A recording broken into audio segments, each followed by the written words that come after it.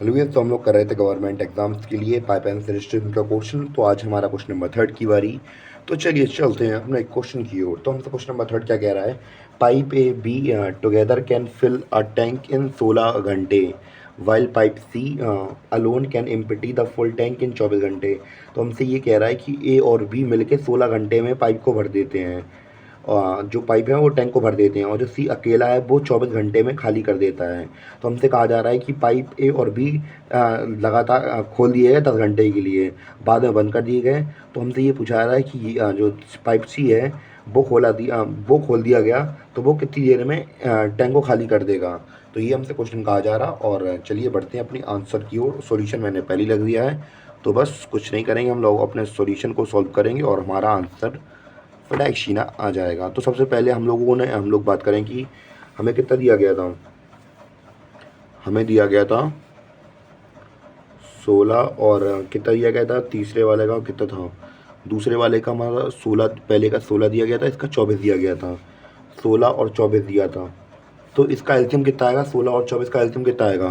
तो मैंने आपको पहले ही ट्रिक बताई है कि 16 और 24 का हम लोग बात करें, किसी भी नंबर का एलसीएम निकालना हुआ करे तो हम लोग क्या करते हैं, जो बड़ी वाली वैल्यू होती है तो इसका हम लोग टेबल पढ़ते हैं। अगर वो टेबल दोनों को काट दे रहा है तो वो जो वैल्यू हम लोग टेबल पढ़ेंगे तो वो अगर दोनों के टेबल में आती हैं वो वाली वैल्यू या फिर उससे डिविजिबल होती हैं तो हमारा एलसीएम हो जाएगा।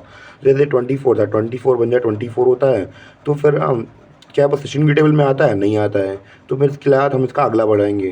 तो 48, 24 टू जा कितना होता है, 48 होता है। तो 48 क्या 16 की टेबल में आता है, हाँ आता है। तो बस यही हमारा क्या हो गया, एलसीएम हो गया। और बस हम लोग क्या करेंगे, एफिशिएंसी निकालने के लिए हम लोग उसमें डिवाइड कर देंगे। 16 थ्री जा कितना होता है 48, तो 3 लिख दिया।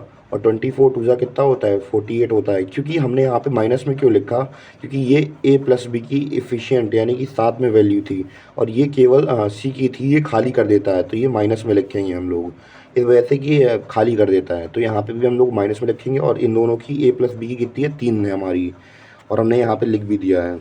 तो अब हम लोग बात करेंगे ए प्लस बी हमारे क्या कर लिए गए थे, साथ में खोल दिए गए थे 10 घंटे के लिए।